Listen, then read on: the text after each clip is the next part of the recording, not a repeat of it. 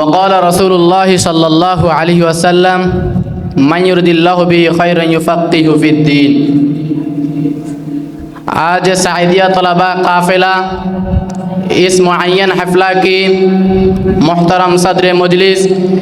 اور منصب حکومت پر فائز مکرم قاضیان حفلہ اور میرے سامنے بیٹھے ہوئے طالب علم بھائیوں، برائے مجلس موضوع مقرر کیا گیا اہمیت علم دین اور اس کے فضائل کے بارے میں۔ میں اس بارے مختصر وقت میں کچھ کہنے کی کوشش کروں گا انشاءاللہ تعالی۔ محترم حاضرین، دینی علم سے شریعت کا علم مراد ہے جو اللہ تعالی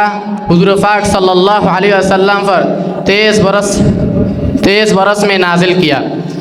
اور حضور پاک صلی اللہ علیہ وسلم کے انتقال کے بعد صحابہ کرام رضی اللہ عنہم کے ذریعہ اس علم کو زندہ رکھا،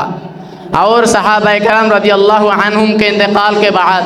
علماء کرام کے ذریعہ اس علم کو زندہ رکھا، اور یہ علم انسان کو دونوں جہان کی کامیابی کی راہ دکھاتی ہے، اور راہ دکھاتی ہے عدل اور انصاف کا، اور راہ دکھاتی ہے جنت کا، اور یہ علم انسان کو حیوانات کی زندگی سے انسانیت کی زندگی دیتی ہے، اور یہ علم اللہ تعالیٰ کی طرف سے ایک بڑی نعمت ہے، اور اس علم کے بغیر انسان جاہل و حیوان کے مانند ہے۔ اللہ تعالیٰ نے جس کو یہ علم دین دیا اس کو سب سے بہتر نعمت دیا۔ اللہ تعالیٰ نے سورہ بقرہ کے 259 نمبر آیات میں ارشاد کیا وَمَن يُؤْتَ الْحِكْمَةَ فَقَدْ أُوتِيَ خَيْرًا كَثِيرًا وَمَا يَذَّكَّرُ إِلَّا أُولُو الْأَلْبَابِ، یعنی جس کو علم دین دی گئی اس کو سب سے بہتر نعمت دی گئی۔ آئے میرے بھائیوں، صحیح علم اگر کسی میں رہے تو وہ خراب کام نہیں کرتی، وہ خراب راہ میں نہیں چلتی،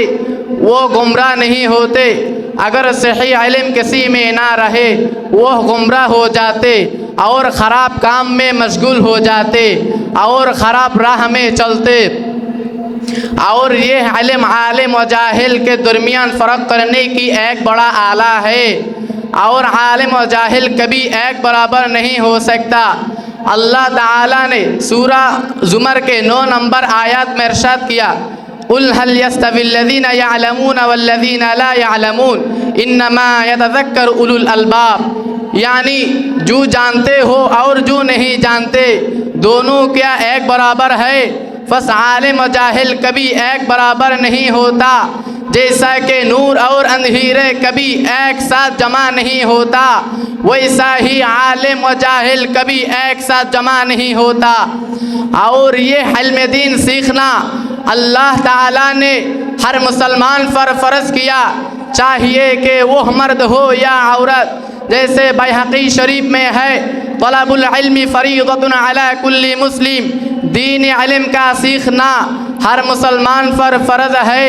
اور دوسرے ایک حدیث میں ہے من یرد اللہ بہ خیرا یفقہہ فی الدین، اللہ تعالیٰ نے جس کا بھلائی چاہتا ہے اس کو علم دین دیتا ہے، اس کا دین کا سمجھ دیتا ہے۔ آئے میرے بھائیوں، صحیح علم اگر کسی میں رہے تو وہ باطل کے ساتھ مقابلہ کرنے کے لیے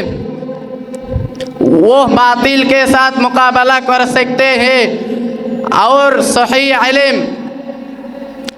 ہمیشہ ہر جگہ میں رہنا چاہیے، اور صحیح علم کے ذریعہ انسان کو دعوت تبلیغ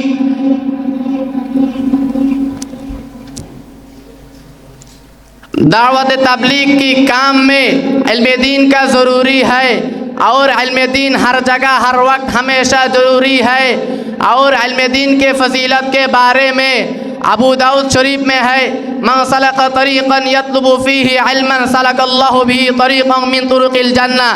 یعنی جو شخص علم دین ڈھونڈنے کے لیے